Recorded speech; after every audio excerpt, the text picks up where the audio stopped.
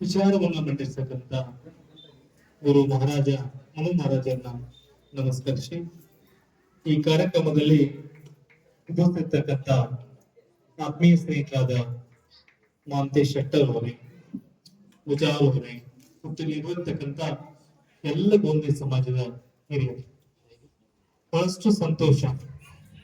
ಸುಮಾರು 3 ದಶಕಗಳ ಹಿಂದೆ ಅಲಿಮಾರು ಜನಾಂಗಾಗಿ ಈ ಊರಿಗೆ ಬಂತು.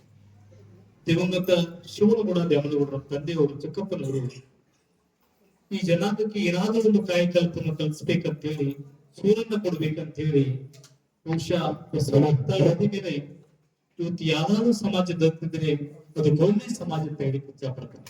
ಅಂತ ಸಮಾಜ ಒಂದು ಕಾಯಕವನ್ನು ಮಾಡಿ ಆ ಭಗವಂತ ವಿಠ್ಠಲ ಸ್ಮರಣೆ ಮಾಡ್ತಾ ಈ ಭಾಗದಲ್ಲಿ ಬದುಕ್ತಾ ಇತ್ತು. ಇವರಿಗೆ ಪೂರ್ಣ ಮಾಡಬೇಕು, ಒಂದು ಮಂದಿರವನ್ನು ಕಟ್ಟಬೇಕಂದಾಗ ಶಿವನಗೌಡ ಅನ್ನೋದು ಅಡಿಪಾಯನ್ನು ಹಾಕಿದ್ರು. ತದನಂತರ ಇದಕ್ಕೆ ಕಳಸವನ್ನ ನೀವೇ ಕಟ್ಟಿಸ್ಕೊಡ್ಬೇಕಂದಾಗ ಬಹಳ ಮುತುವರ್ಜಿ ವಹಿಸಿ, ಬಹಳ ಪ್ರಾಂಜಾಲ ಮನಸ್ಸಿಂದ ಯಾವುದೇ ಫಲಾಪೇಕ್ಷೆ ಇಲ್ಲದೆ ಕಳಸವನ್ನ ಮಾಡಿಸ್ಕೊಡುವಂತ ಪ್ರಯತ್ನವನ್ನ ತಂದೆ ಬಂದು ಕಟ್ಟಿರ್ತಕ್ಕಂಥ ಗುಡಿಯನ್ನ ಮಗ ಕಳಸ ಇಡಬೇಕಂತ ಹೇಳ್ತಾರೆ. ಇಡುವಂತ ಕೆಲಸವನ್ನ ಈ ನಾಡಿನಲ್ಲಿ ಮಾಡಿದ್ದೇವೆ.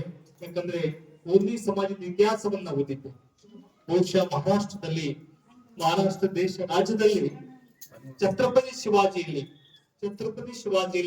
ಇಂಟೆಲಿಜೆನ್ಸ್ ಆಫೀಸರ್ ಇರ್ತಾರೆ. ಅಂದ್ರೆ ಈ ಗುಪ್ತಗಾಮಿಗಳು ಅಂತ ಹೇಳ್ತಾರೆ.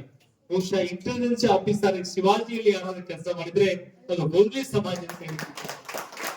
ಅಷ್ಟೇ ಅಲ್ಲ, ಈ ದೊಡ್ಡ ಇತಿಹಾಸ ಇದೆ ಈ ಸಮಾಜಕ್ಕೆ.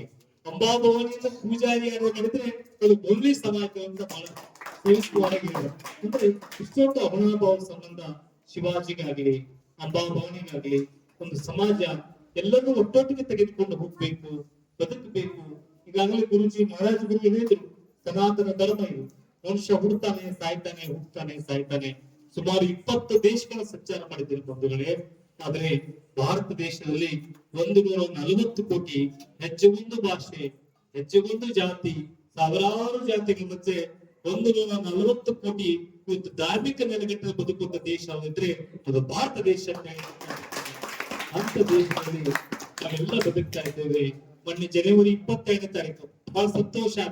ಗುರುಜಿಯವರು ಹೇಳಿದ್ರು, ಶ್ರೀರಾಮನ ಪ್ರತಿಷ್ಠಾಪನೆ ಕಾರ್ಯಕ್ರಮಕ್ಕೆ ನಾನು ಒಬ್ಬ ಹೋಗಿದ್ದೆ ಅಂತ ಹೇಳಿದೆ.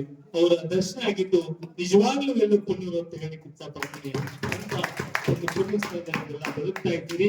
ಬಹುಶಃ ನಿಮ್ದೇನೇ ಸಮಸ್ಯೆ ಇರೋ ಬಂಧುಗಳೇ, ನನ್ನ ತಮ್ಮಂದ್ರೆ ಹಾಗೆ ನಿಮ್ದೇನೇ ಸಮಸ್ಯೆ ಇರಲಿ, ಬಹುಶಃ ಒಂದು ಬಸವಣ್ಣ ಕಾಲದ ಮೇಲೆ ಒಂದು ದೊಡ್ಡ ಕಾರ್ಯಕ್ರಮ ಮಾಡಿದ್ದು ಗೋಂದಿ ಸಮಾಜದ್ದು ಹೋಗಿದ್ದೇವೆ ನಾವೆಲ್ಲ. ಸುಮಾರು ಕೂಡಲ ಸಂಗಮದಲ್ಲಿ ಸುಮಾರು ಲಕ್ಷಾಂತರ ಜನ ಕೂಡಿಸಿ ಸರ್ಕಾರದಲ್ಲಿ ಒತ್ತಡ ಹಾಕಿದ್ರು. ಈ ಸಮಾಜ ಅನಿವಾರ್ಯ ಜನಾಗಿದೆ, ಇವರಿಗೆ ಒಂದು ಆರ್ಥಿಕ ನೆಲೆಗಟ್ಟು ಇಲ್ಲ, ಒಂದು ಪ್ರಾಪಂಚಿಕ ನೆಲೆಗಟ್ಟು ಇಲ್ಲ, ಒಂದು ಮೀಸಲಾತಿಯನ್ನು ಕೊಡ್ಬೇಕಂತ ಹೇಳಿ ದೊಡ್ಡ ಹೋರಾಟವನ್ನ ಕೂಡಲ ಸಂಘವನ್ನು ಮಾಡಿದ್ವಿ. ನೋಡೋಣ, ಅವಕಾಶ ಬಂದ್ರೆ ಇನ್ನೂ ಹೋರಾಟಕ್ಕೆ ನಾವು ಸಿದ್ಧರಿರ್ತೇವೆ ಅಂತ ಹೇಳ್ಕೊಂಡು, ನಿಮ್ಗೆ ಏನೇ ಸಮಸ್ಯೆ ನೀವು ರಾತ್ರಿ 12 ಗಂಟೆಗೆ ಬಂದು ಪಂಚಗೌಡರಂತ ಬಹಳ ಹೊಡೆದ್ರೆ ನಿಮ್ ಜೊತೆ ಇರ್ತೇನೆ ಅಂತ ಹೇಳಿ ಯಾಕಂದ್ರೆ ಇವತ್ತು ನಾವು ಸಂತೋಷ. ಯಾಕಂದ್ರೆ ನಿನ್ನೆ ಶಿವರಾತ್ರಿ ಇವತ್ತು ಗುರುಜಿನ ಆಶೀರ್ವಾದ, ತುಕಾರಾಮನ ವಂಶಸ್ಥರು ಬಹುಶಃ ಅವರೊಂದು ಮಾತು ಹೇಳಿದ್ರು, ಆ ಒಂದು ಕುಟುಂಬದಲ್ಲಿ ಹುಟ್ಟಿದ್ರು ಪುಣ್ಯವಂತರ ಅಂತ ಹೇಳಿದ್ರು. ಬಹುಶಃ ಅವ್ರನ್ನ ಇವತ್ತು ಇಲ್ಲಿ ಭೇಟಿಯಾಗಿದ್ದು ನಾವು ಪುಣ್ಯವಂತರು ಅಂತ ಹೇಳ್ಬೇಕಾಗ್ತದೆ. ಅಂತ ಕಾರ್ಯ ಇವತ್ತು ಆಗಿದೆ, ಇನ್ನೂ ನಡೀತಾ ಇದೆ. ಯಾಕಂದ್ರೆ ಪಂಚಲಿಂಗೇಶ್ವರ ಜಾಗ ಇದು. ಬಹುಶಃ ಪಂಚಲಿಂಗೇಶ್ವರ ಅಂದ್ರೆ ಪರಮಾತ್ಮ ದಯಗಳಿರ್ತಕ್ಕಂಥ ಒಂದು ಕ್ಷೇತ್ರ. ಇಲ್ಲಿ ಬಹುಶಃ ಬಹಳಷ್ಟು ಒಂದು ಪಂಚಲಿಂಗೇಶ್ವರ ಭಕ್ತರು, ಪಂಚಲಿಂಗೇಶ್ವರ ಆರಾಧ್ಯ ದೇವರು ಯಾರು ಅಂತಾರೆ, ಪಂಚಲಿಂಗೇಶ್ವರ ಅವರನ್ನ ಕೈ ಹಿಡ್ತಾನೆ ಅಂತ ಸನ್ನಿಧಿಯಲ್ಲಿ ನೀವೆಲ್ಲ ಬದುಕ್ತಾ ಇದ್ದೀರಿ, ಬಾಳ್ತಾ ಇದ್ದೀರಿ. ಆ ಸ್ಮರಣೆ, ತುಕಾರನ ಸ್ಮರಣೆಯನ್ನ, ವಿಠ್ಠಲ ಸ್ಮರಣೆಯನ್ನ ನೀವು ಮಾಡ್ತಾ ಇದ್ದೀರಿ. ನಿಮ್ಮ ಜೀವನ ಬಹುಶಃ 5 ದಿನಗಳ ಪರ್ಯಂತ ಪ್ರವಚನ, ಭಜನೆ, ಕೀರ್ತನವನ್ನು ಕೇಳಿದ್ದೀರಿ.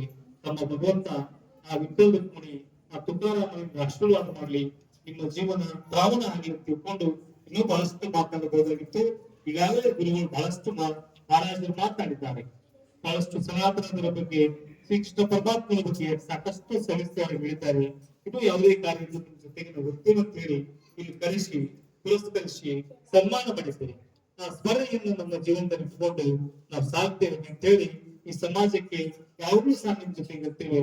ಇನ್ನು ನಾವು ನಮಗೆ ಒಂದು ಭಾವನೆಯಿಂದ ಹೆಜ್ಜೆನ ಹಾಕ್ತಿದ್ದು ತಿಳ್ಕೊಂಡು ಇಲ್ಲಿ ಮಾತನಾಡಕ್ಕೆ ಅವಕಾಶ ಮಾಡಿರ್ತಕ್ಕಂಥ ಎಲ್ಲ ಗಂಭೀರ ಸಮಾಜದ ಹಿರಿಯರನ್ನ, ಅಣ್ಣ ತಮ್ಮಂದಿರನ್ನ, ತಾಯಿಂದಿರ ಉದ್ದೇಶ ನಾನು 2 ಮಾತನ್ನು ಮುಗಿಸ್ತಾ ಇದ್ದೀನಿ.